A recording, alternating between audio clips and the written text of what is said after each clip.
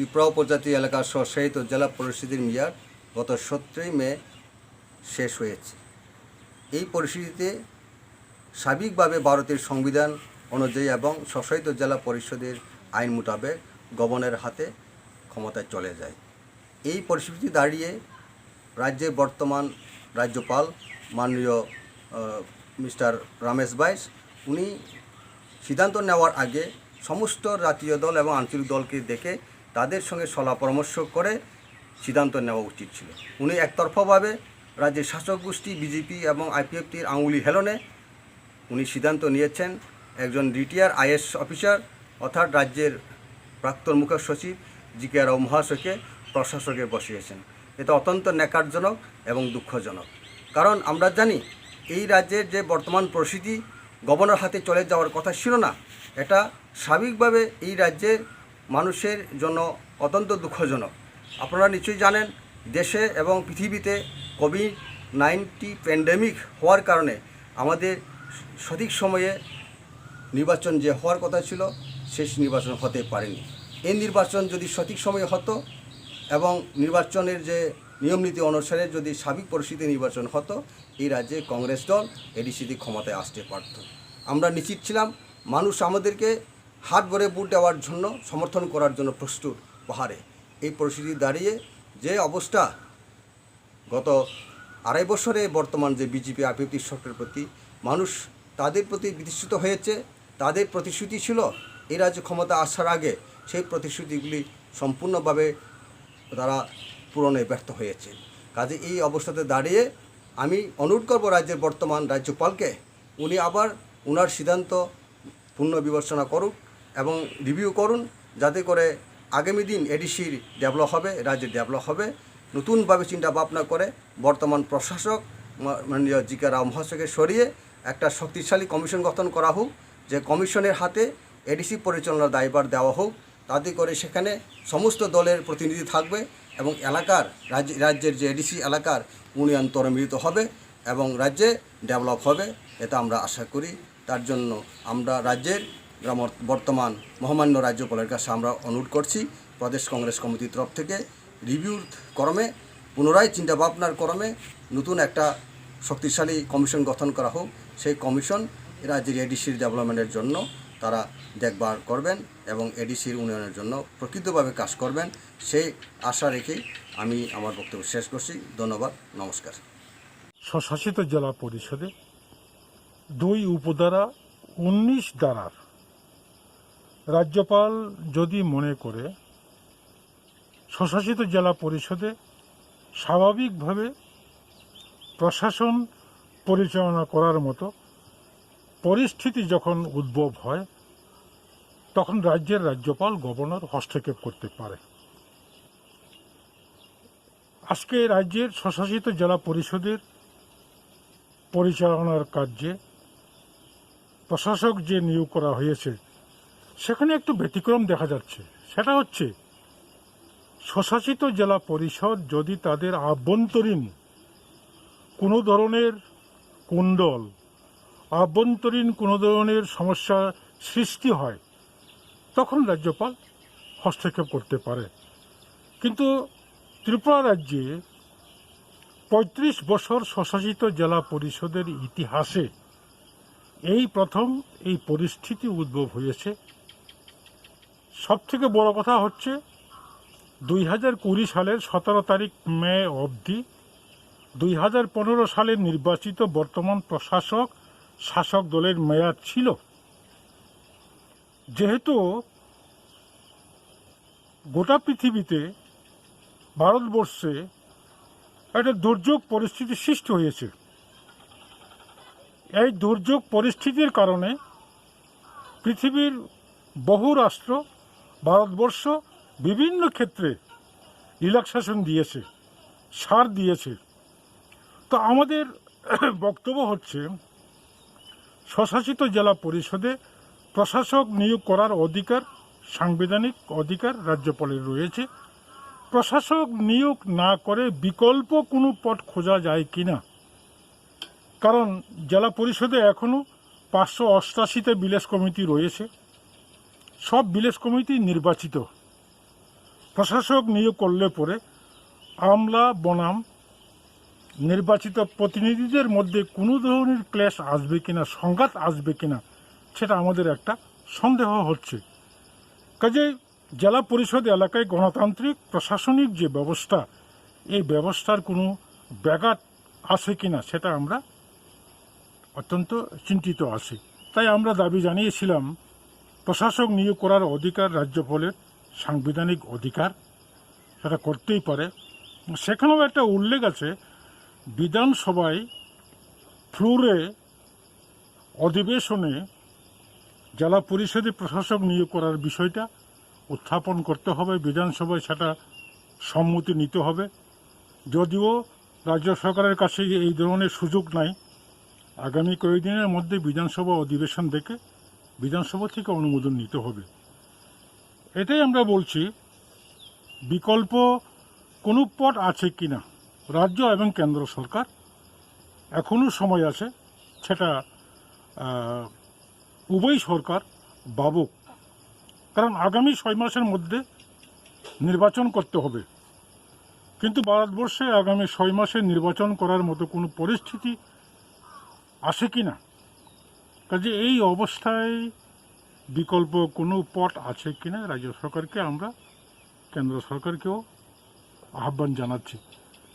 কারণ লকডাউনের ফলে কেন্দ্র সরকার সর্বক্ষেত্রে রিল্যাক্সেশন দিয়েছে এই দুর্যোগ পরিস্থিতির কারণে। কাজে এটি বারবার বলতে হয়, যেহেতু দুর্যোগ পরিস্থিতির কারণে স্বশাসিত জেলা পরিষদে সময় মতো সাধারণ নির্বাচন করতে পারেনি, তাই এই ব্যাপারে রাজ্য এবং কেন্দ্র সরকার বিকল্প কোনো গণতান্ত্রিক ব্যবস্থায় যাহাতে জেলা পরিষদ প্রশাসন পরিচালিত হয় সেই ব্যবস্থা করা যায় কিনা, এটা আমাদের দলীয় প্রতিক্রিয়া। আমরা জানি যে 17 মে পর্যন্ত এডিসির মেয়াদ ছিল, তার আগেই নির্বাচনের মাধ্যমে 17 মের মধ্যে কাউন্সিল গঠনের একটা নিয়ম ছিল আমাদের 5 বছরের মধ্যে। তো সেটা কোভিড-19-এর কারণে ইলেকশন যেহেতু সম্ভব হয়নি, সেই কারণে রাজ্যপাল, যেটা সাংবিধানিক নিয়মে রাজ্যপাল তিনি দায়িত্ব নিয়ে নিলেন এবং জিকে রাওকে অ্যাডমিনিস্ট্রেটর করে তিনি গত 18 তারিখ নোটিশ জারি করেছেন এবং রাওজি তিনি অ্যাডমিনিস্ট্রেটর হিসেবে কাজ করবেন। আমি মনে করি যে 6 মাস পর্যন্ত রাজ্যপাল তিনি ওনার অ্যাডমিনিস্ট্রেটরকে দিয়ে কাজ করবেন রাজ্য সরকারের পরামর্শক্রমে, এবং এডিসির উন্নয়নের যে গতি সেটাকে তিনি জারি রাখবেন এবং কোভিড-19-এর পরে সঠিক সময়ে নির্বাচনের মাধ্যমে নতুন কাউন্সিল গঠন করার মাধ্যমে প্রতিনিধিদের যে গণতান্ত্রিক পদ্ধতিতে যেটা জনপ্রতিনিধিদের মাধ্যমে আবার সেখানকার প্রশাসন আবার পরিচালিত হবে। আমি মনে করি এডিসি কে নতুনভাবে চিন্তা ভাবনার দরকার আছে। আমরা যারা বিজেপির পক্ষ থেকে আমরা বরাবরই আমরা বলে আসছি, একটা দল দীর্ঘদিন এডিসিকে পরিচালনার দায়িত্ব পেয়েছিল, কিন্তু এই 20 বছরের মধ্যে অন্তত আমরা দেখিনি যে এডিসি এলাকায় তাদের মাধ্যমে উন্নয়ন তারা করতে পেরেছে। যে উদ্দেশ্য নিয়ে এডিসি গঠন করা হয়েছিল সেটা কোনোভাবেই তারা পূরণ করতে পারেনি। তো তার জন্য নতুন চিন্তা ভাবনা দরকার। আমাদের বিজেপির আমাদের এডিসিকে নিয়ে চিন্তা ভাবনা আছে। ইতিমধ্যেই আমরা 50টা সিট বাড়ানোর জন্য এবং আরও অনেক দপ্তরগুলিকে এডিসির হাতে হস্তান্তর করার জন্য রাজ্য সরকার ক্যাবিনেটে সিদ্ধান্ত নিয়ে কেন্দ্রীয় সরকারের কাছে প্রেরণ করেছে। আমিও সাংসদ হিসাবে সংসদে আমি সিট বাড়ানো সহ ক্ষমতায়নের ব্যাপারে আমি কথা বলেছি। আমি হোম মিনিস্টারের সঙ্গেও ব্যক্তিগতভাবে দুইজন আমাদের স্বরাষ্ট্রমন্ত্রী, তাদের সঙ্গে অমিত শাহজি এবং আমাদের যে কিষাণ রেড্ডিজি, তাদেরকে আমি অবগত করেছি এবং কেন্দ্রীয় মন্ত্রীদের সাথে আমাদের যে অর্জুন মুন্ডাজি, ট্রাইবাল ওয়েলফেয়ার মিনিস্টার, তাদের সঙ্গে আমি এই ব্যাপারে কথা বলেছিলাম। তো আমি মনে করি আগামী দিনে প্রশাসনিক এবং আর্থিক ক্ষমতা বৃদ্ধির মাধ্যমে এডিসির উন্নয়ন করা সম্ভব। আমাদের বিজেপির পরিকল্পনা আছে এডিসিকে নতুনভাবে সাজিয়ে তোলার। তো কাজেই 6 মাস পর্যন্ত এখন এই কোভিড-19 বিভিন্ন কারণে যেটা ইলেকশন হতে যেহেতু পারছে না, তো স্বাভাবিক পরিস্থিতির পরে নির্বাচনের মাধ্যমে আমি আশা করি যে ত্রিপুরার জনগণ বিজেপিকে সুযোগ দেবে, এডিসিকে সুন্দরভাবে গড়ে তোলা এবং আর্থ সামাজিক সাংস্কৃতিক ভাষাগত আমাদের শিক্ষা ইত্যাদি উন্নয়নের জন্য কাজ করার একটা সুযোগ দেবে। নমস্কার। এটা শুধু জিএমপির তরফ থেকে নয়, এটা ত্রিপুরাজ্যের যে 37 লক্ষ জনগণের তরফ থেকে ত্রিপুরাজ্যের স্বশাসিত জেলা পরিষদকে আরো শক্তিশালী করা মানে কিছু টাকা দিয়ে দেওয়া না, আইনগত দিক থেকে অর্থাৎ তার সাংবিধানিক অধিকারের দিক থেকে, অর্থনৈতিক দিক থেকে, পরিকাঠামোর দিক থেকে, সব দিক থেকেই। কেননা গত বিধানসভা নির্বাচনের প্রাক্কালে এটাই ছিল অন্যতম একটা ইস্যু। সেই ইস্যুকে সামনে রেখে বর্তমান ত্রিপুরাজ্যের শাসক দলের যে দুইটা শরিকের অন্যতম শরিক আইপিএফটি, তারা এই দাবিটাকেই ত্রিপুরাল্যান্ড হিসাবে তারা তুলেছিল এডিসিকে কেন্দ্র করে। অর্থাৎ বর্তমানে এডিসি যে আইনে চলছে, এই আইনে এডিসির যে স্বপ্ন এটা পূরিত হবে না, কাজে ত্রিপুরাল্যান্ড করতে হবে। ভারতীয় জনতা পার্টি তারা বলছে না, আমরা ত্রিপুরাল্যান্ডের যে আইডিয়াটাকে আমরা সমর্থন করি না, তবে হ্যাঁ স্বশাসিত জেলা পরিষদকে শক্তিশালী করতে হবে, আইন সংশোধন করতে হবে, সংবিধান সংশোধন করে। এই কথাগুলি বলে তারা ভোট নিয়েছে, মোহ তৈরি করেছে, সংখ্যাগরিষ্ঠ হয়েছে, ত্রিপুরার যে শাসনভার তারা পেয়েছে। কিন্তু গত 2 বছরে আইপিএফটিও তার সেই ত্রিপুরার দাবি নিয়ে মাঝে মধ্যেই যখন একেবারে এই অস্তিত্ব হারানোর মতো অবস্থায় যুবকদের সামনে দাঁড়াতে পারছে না, তখন গিয়ে একটু লোক দেখানো 2-1 প্রতিনিধি পাঠায়, এখানে সেখানে একটা ডেমনস্ট্রেশন করে। তাও আগরতলা শহরে কোনো ডেমনস্ট্রেশন করে না, তারা ওই খুমলুঙ্গি নিয়ে করে। আর ভারতীয় জনতা পার্টি তারা, তাদের সরকার দিল্লিতে আছে, একটা কমিটি করেছে, এটাকে নাড়াচাড়া দিয়ে একবার এখানে পাঠিয়ে দেয়, কিন্তু আখেরে কোনো ধরনের আর পদক্ষেপ সেখানে নেই। অর্থাৎ এটা সম্পূর্ণভাবে শুধু এডিসি অংশে মানুষের প্রতি প্রতারণা না, এই প্রতারণা সমগ্র ত্রিপুরাজ্যকে। এটা শুধু প্রতিশ্রুতি এটা পালন করা না। এই সরকার আসার পর গত 2 বছর আমরা কি দেখেছি? এডিসির জন্য বর্তমান যে 6ষ্ঠ তফসিল আইন মোতাবেক যে অর্থ তাদের ন্যায্য পাওনা, সে অর্থ দিচ্ছে না।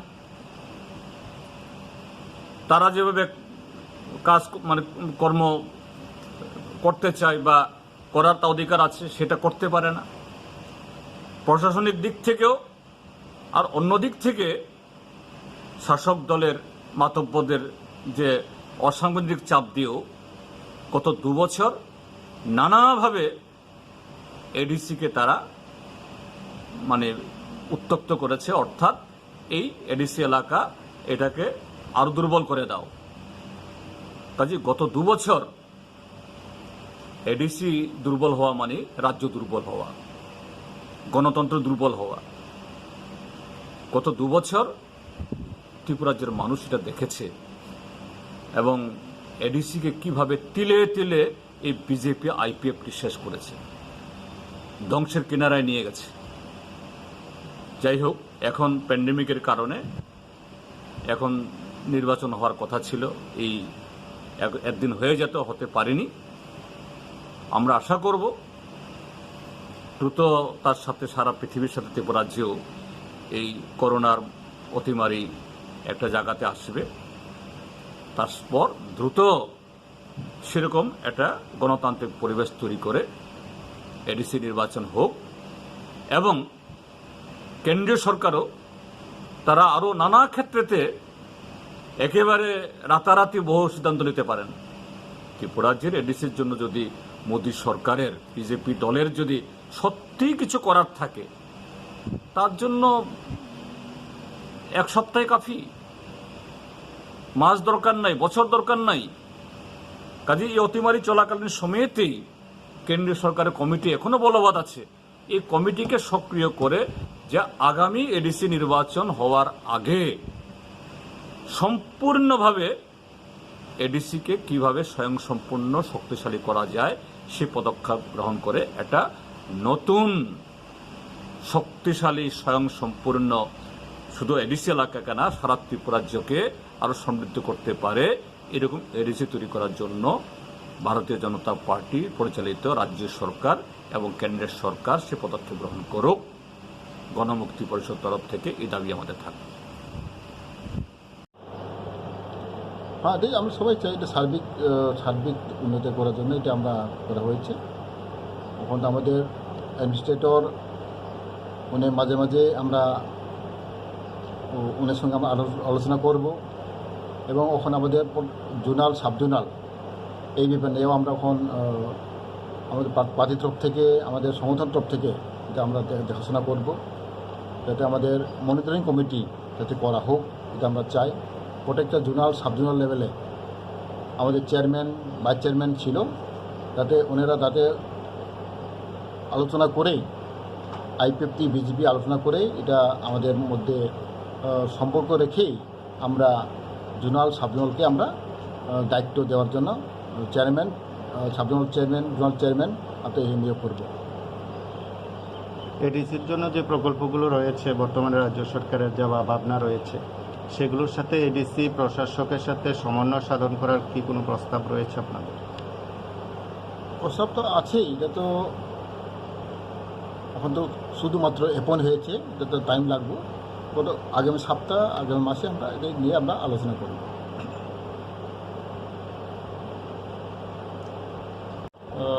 নমস্কার।